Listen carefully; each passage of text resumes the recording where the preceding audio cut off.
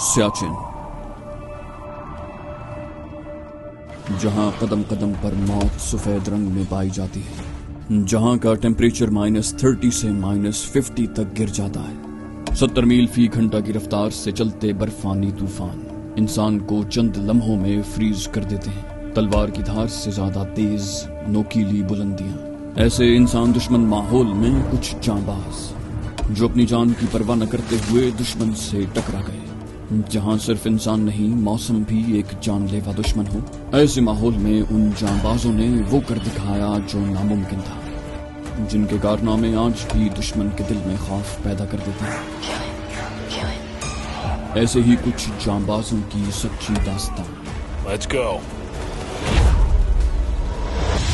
सियाचिन।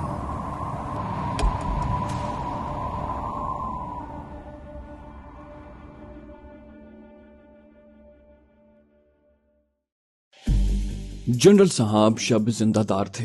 तहज्जुद की नमाज उनका मामूल था और वो सुबह बहुत जल्दी उठने के आदी थे, क्योंकि वो तहज्जुद का सिलसिला नमाज फजर तक जारी रखते। उस वक्त भी जनरल साहब अपने अल्लाह के सामने सरबसजूद थे जब उनके बेडरूम में मौजूद हॉटलाइन का बजर बजने लगा। नवाफिल मुकम्मल करने के बाद उन्होंने फोन उठाया। दूसरी तरफ डीजी साहब उनसे मुखातिब थे, जिन्होंने रात के उस पहर उन्हें डिस्टर्ब करने पर माजरत की, क्योंकि डीजी साहब को इल्म था कि कमांडर इन चीफ उस वक्त नमाज तहज्जुद में मसरूफ होंगे। जिसके बाद फौरी अहम मीटिंग की दरखास्त कर दी। आ जाइए, मैं मुंतजिर हूँ, ये कहकर उन्होंने फोन रख दिया और नवाफिल में मशगूल हो गए। दुआ करने के बाद जनरल साहब ने इंटरकॉम पर अपने हेडक्वार्टर को कुछ हिदायत दी और अपने कमरे से बाहर आ गए। सामने बरामदे के साथ गाड़ी उन्हें ले जाने के लिए तैयार खड़ी थी। जनरल साहब अगले 15 मिनट के बाद GHQ में मौजूद थे।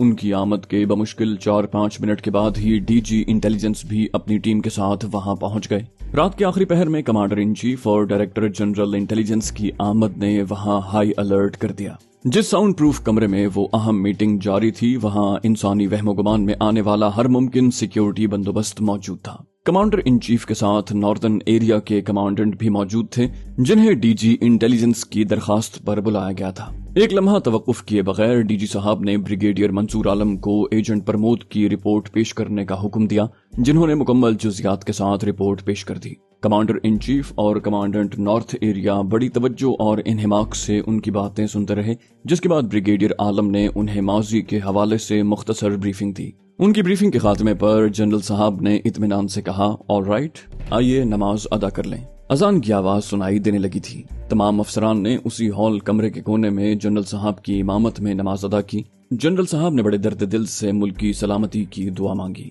उनके सामने चाय पहुंच चुकी थी और अब कमांडेंट नॉर्दर्न एरिया ब्रीफिंग दे रहे थे। उन्होंने ब्रिगेडियर आलम के खदशात और माजी के वाकयात की तस्दीक करते हुए कहा कि उनकी दानिश में एजेंट प्रमोद की ये रिपोर्ट सही है, क्योंकि दुश्मन से कुछ भी तवक्को की जा सकती थी। नाश्ता सब ने इकट्ठे ही किया, जिसके बाद इंटेलिजेंस के डायरेक्टर जनरल अपनी टीम के साथ वापस चले गए, जबकि कमांडर इन चीफ ने फौरन ही अहम इजलास तलब कर लिया। रात देर गए शुरू होने वाला ये इजलास दोपहर के बाद इख्तिताम पजीर हुआ। जनरल साहब ने मौके पर ही हिदायत जारी फरमा दी। उन्होंने सूरत हाल से मुकम्मल बाखबर रखने की हिदायत के साथ अपने मावनीन को उनके मिशन की तरफ रवाना कर दिया। कैप्टन आरिफ ने स्कर्दू से हेलीकॉप्टर उड़ाया तो सूरज पूरी आबोताब से चमक रहा था। एलिवेट 3 नामी उस हेलीकॉप्टर को वो उसूली तौर पर 16,000 फुट से ज्यादा बुलंदी पर नहीं उड़ा सकते थे, लेकिन आज उसे एक नाकाबिले यकीन मुहिम सर करने के लिए भेजा गया था और उसने अपने सामने मौजूद मुख्तलिफ डायलों को कतन नजरअंदाज करके इस मिशन को अंजाम देने का फैसला किया था। वो एविएशन के ही एक जहाज के जरिए वहां पहुंचा था, जहां से अब हेलीकॉप्टर पर अपने मिशन की तरफ गामजन था। रावलपिंडी में उसे एक हंगामी मुहिम अंजाम देने के लिए स्टैंड 2 किया गया था, लेकिन अभी तक तफसीलात नहीं दी गई थी। स्कर्दू में ब्रिगेडियर साहब उसके मुंतजिर थे। ब्रिगेडियर ने बड़ी खंदा पेशानी से उसका इस्तकबाल किया, लेकिन कैप्टन आरिफ की गहरी बादामी आंखों ने ब्रिगेडियर साहब के दूर अंदर तक झांक कर उनके चेहरे पर नामहसूस इस्तराब महसूस कर लिया। उसे ब्रिगेडियर साहब की तरफ एक नजर देखते ही अंदाजा हो गया था कि यहाँ मामलात कुछ ज्यादा ही सीरियस हैं। ब्रिगेडियर साहब उसका हाल अहवाल दरियाफ्त करते उसे ब्रीफिंग रूम तक ले आए थे, जहां एक दीवार पर बड़े बड़े नक्शे लटके हुए थे। जेंटलमैन, मामला काफी सीरियस है, इसलिए हम खड़े खड़े ही चाय पियेंगे। उन्होंने ये कहते हुए कैप्टन ऑफिसर की तरफ देखा, जो फौरन ही किसी को चाय लाने के लिए कहते हुए दूसरी तरफ मुड़ गया। ब्रीफिंग रूम में ब्रिगेडियर साहब और कैप्टन आरिफ अकेले थे। कैप्टन आरिफ, तुम एविएशन का फख्र हो। तुम्हारे माजी की शानदार मुहिमात को देखते हुए इस खतरनाक लेकिन मुल्की सालमियत के लिए अहम तरीन मुहिम के लिए तुम्हारा इंतखाब किया गया है। इंटेलिजेंस रिपोर्ट के मुताबिक दुश्मन ने कल पागलपन का मुजाहरा करते हुए सियाचिन में अपनी फौजें उतार दी हैं। अभी तक की इत्तलात से जो अंदाजा लगाया गया है उसके मुताबिक अभी तक इंडियंस कोहे सल्तूरो के दोनों दर्रों बिलाफोनला और स्याला पर अपनी फौजें उतार चुके हैं। ये कहते हुए उन्होंने ब्रीफिंग रूम में एक लंबी मेज पर पहले से बिछाए हुए नक्शे पर मुख्तलिफ जगह उंगली रखकर उन मकामात की निशानदही की जहां उनके अंदाजे के मुताबिक भारतीय फौजें उतर सकती थीं। कैप्टन आरिफ बड़े गौर से अपने दिमाग के कंप्यूटर में उन रास्तों और पहाड़ियों को महफूज कर रहा था जिन पर ब्रिगेडियर साहब ने उंगली रखकर निशानदही करने की कोशिश की थी। वो कैप्टन आरिफ को बायोनिक मैन कहा करते थे। उसने बला का जहन पाया था। मुश्किल तरीन पहाड़ी रास्ते उसे चंद मिनटों में असबर हो जाया करते थे और बड़े सीनियर पायलट जवान खतरनाक पहाड़ी रास्तों में नक्शे की मदद से सफर किया करते थे। हैरान रह जाते जब वो अपनी सीट संभालने के बाद नक्शा एक तरफ रख दिया करता। ब्रिगेडियर साहब ने उसकी आंखों में झांकते हुए उसके कंधे पर हाथ रखते हुए कहा, माय सन, तुम्हें आज अपनी बेहतरीन सलाहियतों का मुजाहिरा करना है। तुम्हें इस इलाके पर परवाज करके दुश्मन की पोजीशंस की रिपोर्ट देनी है और सबसे बढ़कर ये कि बखैर आफियत वापस आना है, क्योंकि अभी तुम्हारे करने वाले बहुत से काम बाकी हैं। ब्रिगेडियर साहब ने उसकी आंखों में झांकते हुए उसके कंधे पर हाथ रखते हुए कहा, इंशाल्लाह सर। कैप्टन आरिफ के लहजे के एतमाद ने ब्रिगेडियर साहब को हैरान कर दिया। आज तक शायद किसी पायलट को उन्होंने उन दर्रों पर हेलीकॉप्टर उड़ाने का हुक्म नहीं दिया था। शायद इसकी कभी जरूरत पेश ही न आई थी। एक अरसे से नॉर्दर्न कमांड से मुंसलिक होने और अपनी सर्विस का बहुत ज्यादा अरसा नॉर्दर्न लाइट इन्फेंट्री में गुजारने की वजह से ब्रिगेडियर साहब को यहाँ के खतरनाक रास्तों और तबाहकुन मौसम का बखूबी अंदाजा था। वो जानते थे उन रास्तों पर परवास करना मौत से खामखा जंग छिड़ने के मुतरादिफ है। लेकिन क्या मजाल जो कैप्टन आरिफ के लहजे में उन्हें जरा सा भी खौफ दिखाई पड़ा हो। वो ऐसे पुरएतमाद होकर बात कर रहा था जैसे सियाचिन की बजाय किसी नुमाइशी मैदान पर परवाज करने जा रहा हो। बेचैनी से पहलू बदलते हुए ब्रिगेडियर साहब ने, जो अब उसके साथ ही अपने हाथ में चाय के मग पकड़े एक कोने में धरी आरामदेह कुर्सी पर बैठ चुके थे, मुस्तरिब होकर पहलू बदलते हुए कहा, ऑल राइट, एक एक लम्हा कीमती है। इस दौरान वो अपने साबिका तजुर्बात की रोशनी में कैप्टन आरिफ को उस इलाके के मौसम और मिजाज से आगाह करते रहे। कैप्टन ने कहा, सर, मैं आपको यकीन दिलाता हूँ, बशर्ते जिंदगी आपकी तवक्कुआत पर पूरा उतरूंगा। पाकिस्तान आर्मी ने मुझे इस मुहिम के लिए मुंतखब किया है। आपका शुक्रिया, मैं इसे अपना फख्र समझूंगा। उसने चाय का खाली मग मेज पर रख दिया। ब्रिगेडियर साहब ने उठते हुए कहा, कम ऑन। दोनों एक दूसरे के ताकुब में बाहर आ गए। ब्रिगेडियर साहब की जीप में बैठकर वो थोड़ी देर के बाद वहां मौजूद पायलट का खुसूसी गर्म लिबास पहनने के बाद अब हेलीकॉप्टर की तरफ जा रहा था, जहां एक एलिवेट 3 हेलीकॉप्टर उसका मुंतजिर था। हेलीकॉप्टर की चेकिंग और रीचेकिंग के मराहिल जहां पहले से मौजूद एविएशन के माहिरीन कर चुके थे। अब वो परवाज के लिए तैयार था। उस हेलीकॉप्टर में खुसूसी तौर से तस्वीर उतारने वाले कैमरे नस्ब किए गए थे ताकि दुश्मन की नक्लो हरकत को देखा जाए। कैप्टन आरिफ से कहा गया था कि वो दुश्मन की मुख्तलिफ पोजीशंस की तस्वीर उतारने की कोशिश करे। ब्रिगेडियर साहब जो खुद अपनी जीप चलाकर यहाँ तक पहुंचे थे, सारे रास्ते कैप्टन आरिफ पर कुरानी आयात पढ़कर फूंकते रहे थे। दोनों जीप एक तरफ खड़ी करके नीचे उतर आए। कैप्टन आरिफ ने बगलगीर होते हुए उन्हें गर्म जोशी से अलविदा कहा और एक तरफ खड़े हो गए। वहां मौजूद बाकी माहिरीन, जिन्होंने एक मेजर साहब की निगरानी में 2-3 मरतबा हेलीकॉप्टर के इंजनों की कारकर्दगी चेक की थी, एक तरफ कतार बनाकर मुअद्दब किसी अगले हुक्म के मुंतजिर खड़े थे। कैप्टन आरिफ ने उन सबसे बारी बारी हाथ मिलाकर उनकी नेक तमन्नाएं और दिली दुआएं वसूल की। थोड़ी ही देर के बाद वो पायलट सीट संभालकर इंजन स्टार्ट कर चुका था और अपनी तरबियत के मुताबिक उसने भी तमाम पुर्जों की कारकर्दगी चेक की। अगले ही लम्हे अपने हाथ की उंगलियां बंद करके अंगूठे के मखसूस इशारे से उसने अपने होंठों पर दुआएं और आंखों में उम्मीदों की जोत जगाए वहां मौजूद अफसरान और जवानों को अलविदा कहा और हेलीकॉप्टर को ऊपर उठा दिया। जैसे जैसे हेलीकॉप्टर बुलंद हो रहा था, ब्रिगेडियर साहब और दूसरे जवानों की दिली दुआएं उसका ताकुब कर रही थी। अगले चंद लम्हों के बाद कैप्टन आरिफ उनकी नजरों से ओझल हो गया। ब्रिगेडियर साहब फौरन पलटे और अब वो खुद वायरलेस रूम में मौजूद थे, जहां से कैप्टन आरिफ का राब्ता बराह रास्त उनसे कायम था। उसका हेलीकॉप्टर 16,000 फुट की बुलंदी तक परवाज कर सकता था और उस वक्त बुलंदी दिखाने वाली सुई अपने आखिरी पॉइंट को छू रही थी। इतने गर्म लिबास पहनने के बावजूद कैप्टन आरिफ को अपना जिस्म मुंजमद होने का एहसास हुआ। ये एहसास दरअसल उस मंजर का मरहून मिन्नत था जो उसकी आंखों के सामने हद निगाह तक फैलता चला गया था। पहाड़ों की बर्फीली और नोकदार चोटियों के दरमियान वो हेलीकॉप्टर उड़ा रहा था और उसे चारों तरफ सिवाय बर्फ के और कुछ दिखाई न दिया। اپنے ذہن پر نقش راستے پر وہ محو پرواز تھا، گو کہ اسے ان سب چوٹیوں کے نام یاد نہیں رہے تھے، لیکن اس بات کا علم ضرور تھا کہ وہ ابھی تک پاکستانی علاقے میں ہی پرواز کر رہا ہے۔ 15 منٹ اس کو ہونے کو آئے تھے اور ہر 5 منٹ کے بعد وہ کمانڈ آفس میں بریگیڈیئر صاحب کو رپورٹ کر رہا تھا۔ اس وقت بھی اس نے سیٹ آف ہی کیا تھا کہ جب اچانک اسے اپنے بالکل سامنے ایک سرخ لکیر کی چمک دکھائی دی، اس کے ساتھ ہی دھماکے کی زوردار آواز۔ اس نے فوراً ہی جان لیا فائرنگ ہو رہی ہے۔ شاید وہ ہیلی کاپٹر کیپٹن عارف سمیت آگ کے گولے میں تبدیل ہو جاتا اگر وہ اپنی خصوصی ودیت کردہ چھٹی حص کے سہارے ہیلی کاپٹر کو مکمل دائیں طرف نہ گھما دیتا۔ ابھی اس نے بمشکل اپنا ہیلی کاپٹر سیدھا کیا تھا جب ایک دوسرے کے تعاقب میں کئی درجن گولیاں اور گولے اس کے بائیں سمت چند فٹ کے فاصلے سے گزرے۔ دوسرے ہی لمحے اس کا رابطہ کمانڈ آفس سے قائم تھا۔ سر، مجھ پر فائرنگ ہو رہی ہے۔ اس نے اپنے سامنے موجود ڈائلز پر نظریں جما کر بریگیڈیئر صاحب کو ایریا کی پوزیشن اور اونچائی بتائی۔ وہ بولے، اوکے، تم فوراً واپس آ جاؤ۔ بریگیڈیئر صاحب نے اس کی بات سننے کے بعد حکم دیا تھا۔ کیپٹن عارف نے کہا، سر میں دشمن کی پوزیشن دیکھ لوں۔ بریگیڈیئر صاحب کا لہجہ قدرے درست تھا، نو، تم واپس آؤ۔ وہ جانتے تھے اس نہتے ہیلی کاپٹر سے کیپٹن عارف دشمن کا کچھ نہیں بگاڑ پائے گا، اور کیپٹن عارف جیسے مشاق پائلٹ کو وہ کسی بھی طرح ضائع نہیں کر سکتے تھے۔ لیکن وہ نہیں جانتے تھے کہ موت سے ایسا اندھا کھیل کیپٹن عارف کا دلچسپ مشغلہ ہے۔ عارف نے اپنا سیٹ آف کر دیا تھا اور اب وہ اپنے بائیں جانب چکر کاٹ کر اس پہاڑی کے عقب میں آ گیا تھا جہاں موجود کسی گن پوزیشن سے اس پر فائرنگ ہوئی تھی۔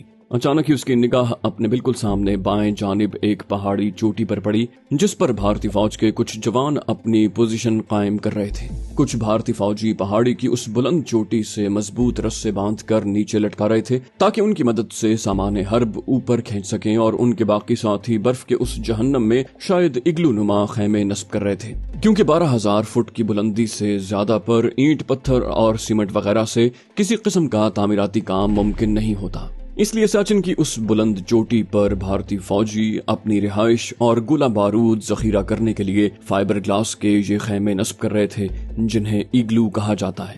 کیپٹن عارف نے یہ ایگلو اس لیے نہیں پہچانے تھے کہ اس کا واسطہ ان سے رہتا تھا۔ پاکستانی فوج کے پاس اس نے کبھی ایسے فائبر گلاس کے خیمے نہیں دیکھے تھے۔ اس نے تو حال ہی میں روس کی سائبیریا میں موجود فوجوں کی جنگی مشقوں پر مشتمل ایک فلم دیکھی تھی جس میں شدید ترین برف باری سے بچنے کے لیے روسی فوج نے ایسے ہی فائبر گلاس کے خیمے استعمال کیے تھے۔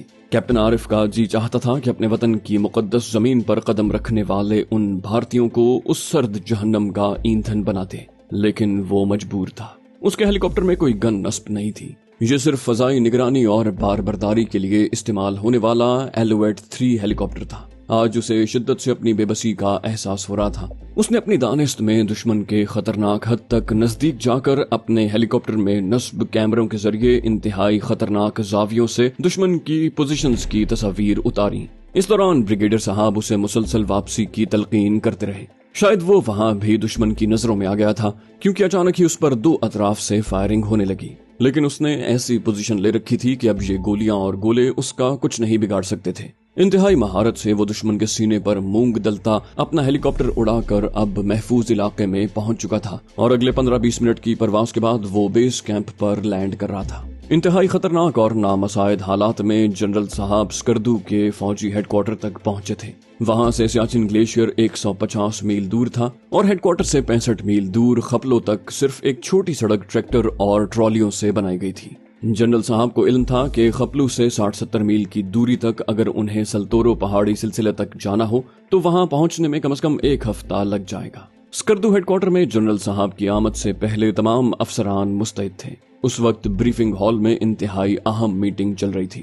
کیپٹن عارف کی اتاری ہوئی تصاویر، انٹیلیجنس رپورٹس اور GHQ کے تازہ سرکولرز سب وہاں ایک میز پر سلیقے سے سجے ہوئے تھے۔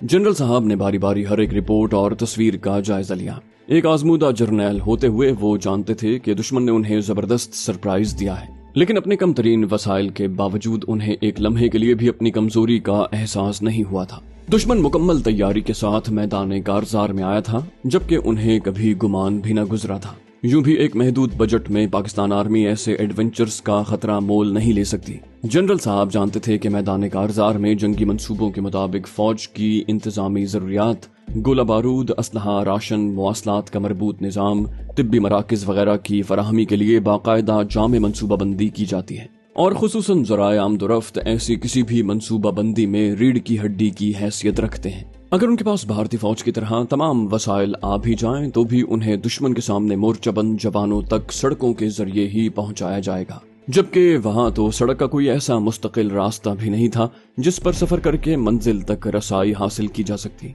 उन हालात में किसी भी लॉजिस्टिक प्लान को अमली शक्ल देना कैसे मुमकिन होगा, और जवानों तक अगर सामान हरबो ज़र भी न पहुंचा तो जंग कैसे जीती जाएगी। दुश्मन ने जनरल साहब को दुनिया के मुश्किल तरीन महाज पर दावत मुबारजत दी थी। 24,000 फुट से बुलंद बर्फानी चोटियों और दुनिया के खतरनाक तरीन ग्लेशियर से घिरा ये बर्फजार, जहां इंसान तो क्या भूत प्रेत भी जिंदा रहने का तसव्वुर नहीं कर सकते थे। सियाचिन के अलावा चोलोंग, ग्यांग, बिलाफोन और कुंदूस ग्लेशियर पर भी इंसानी आबादी का नामो निशान दिखाई नहीं देता था। इन ग्लेशियर्स के नजदीक तरीन इंसानी आबादी सल्तोरो और कुंदूस की वादियों में मौजूद उन छोटे छोटे देहातों पर मुश्तमिल थी जो बाकी दुनिया से महीनों कटे रहते थे। वहाँ की मकीन जिंदगी की बुनियादी जरूरियात वहाँ से करीबन 37 मील की दूरी पर वाक़े खुपलों से खरीद कर जखीरा कर लेते और महीनों उसी जखीरे के साथ जिंदगी गुजारते। सल्तोरो और खपलू तक का सफर ही आम इंसान के बस की बात नहीं। इंतहाई दुश्वार गुजार पहाड़ी रास्तों के अलावा रास्ते में आने वाले दरियाए कुंदूस और कई छोटे बड़े नदी नालों को उबूर करना पड़ता। उन दरियाओं पर कोई लकड़ी का पुल भी मौजूद नहीं था। दरिया के दोनों किनारों पर बने सुतूनों से बंधी हुई लोहे की मोटी तार से मुंसलिक ट्रॉली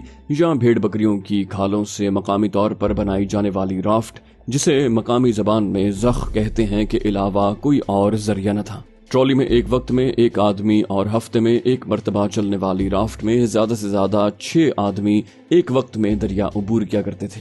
वादी सल्तोरो और कुंदूस तक रसाई जान जोखों में डाले बगैर मुमकिन नहीं थी। उन हालात में उन वादियों से भी आगे कोहे सल्तोरो के दर्रों पर काबिज भारतीय फौज से उन्हें लोहा लेना था, क्योंकि चोलांग, ग्यांग, बिलाफोन और कुंदूस ग्लेशियर्स का नुक्ता आगाज ही उन आबादियों से 25 से 30 मील दूर था और ग्लेशियर के दहानों से कोहे सल्तोरो पर वाक़े दर्रों का सफर मजीद 10 से 15 मील बनता था। इन खतरनाक ग्लेशियर्स की नाहमवार सतह और दुश्वार गुजार रास्तों पर एक वक्त में बमुश्किल एक आदमी चल सकता था और एक लम्हे की गफलत उसे हजारों फुट की गहराई में फेंक सकती थी। कुदरती आफात उसके सिवा थी। मौसम बेएतबार था। वहाँ मौसम की पेशन गोई करना अगर नामुमकिन नहीं तो मुमकिन भी नहीं था। किसी भी वक्त कोई भी एवलॉन्च आ सकता था। किसी भी लम्हे कोई स्लाइड आती तो उनसे बचने का कोई रास्ता बाकी न रहता। ऐसे बर्फानी तूफानों का नतीजा सिर्फ और सिर्फ मौत था। जनरल साहब के सामने नक्शों पर भारतीय फौज की मुमकिना मोर्चाबंदी की मार्किंग कर दी गई थी। उनकी जहां दीदा निगाहों ने जहां नक्शों का जायजा ले लिया था, वहीं अपने गिरदा गिर्द मौजूद SSG कमांडोज के brigadier TM, northern light infantry के अफसरान और अपने साथियों के चेहरों और आंखों में दुश्मन को तबाह कर देने के लिए मौजूद नफरत की शिद्दत का भी बखूबी अंदाजा लगा लिया था। उनका हौसला दो चंद हो गया। ये हथियारों की नहीं, जज्बों की जंग थी। जनरल साहब जान गए थे कि दुश्मन के पास उनके मुकाबिल बेपनाह वसाइल हैं। दुश्मन तरबियत याफ्ता है। वो तो 1962 में चीन के हाथों पिटने के बाद से मुसलसल आज के लिए अपने जवानों की तरबियत कर रहा था, लेकिन उन अफसरान की आंखों में उसके लिए मौजूद कहर देखकर जनरल साहब ने बखूबी अंदाजा कर लिया था कि दुश्मन किसी तारीखी गलती का मुर्तकिब हो चुका है। नक्शे पर नजरें दौड़ाने के बाद उन्होंने अपने अफसरान की तरफ देखा। अपने जर्नैल की आंखों में मौजूद सवाल को सबसे पहले SSG के ब्रिगेडियर साहब ने पढ़ा। वो बोले, हम सब तैयार हैं सर। बेसाख्ता उनके मुंह से निकल गया। नॉर्दर्न लाइट इन्फेंट्री के कर्नल साहब ने तन कर कहा, V2 सर। जनरल साहब के होंठों पर मुस्कुराहट जाग उठी। आगे बढ़ो और दुश्मन को रोंद डालो। उनके लहजे में राद कड़क रही थी। जमीन पर अपने पांव की एड़ियां बजाते हुए शेरदिल अफसरान ने उनके हुक्म पर साथ किया। अपने अफसरान के साथ ही जनरल साहब भी बाहर आ गए थे। वो खुद उस हमले की कमान करने के लिए अगले मोर्चों की तरफ जा रहे थे। तो दोस्तों, ये थी हमारी आज की एपिसोड। उम्मीद करते हैं आपको हमारी कहानी पसंद आई होगी। जाने से पहले इस वीडियो को लाइक कीजिए और शेयर करना मत भूलिए। कमेंट करके हमें बताइए कि आपको हमारी वीडियो कैसी लगी, और अगर अभी तक आपने इस चैनल को सब्सक्राइब नहीं किया तो इसे सब्सक्राइब कीजिए और बेल आइकन दबाकर ऑल नोटिफिकेशंस ऑन कर लीजिए।